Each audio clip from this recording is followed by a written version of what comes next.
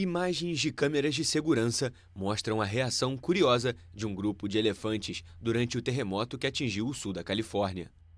Os animais do San Diego Zoo Safari Park estavam espalhados pelo recinto na hora do tremor de 5,2 de magnitude na segunda-feira.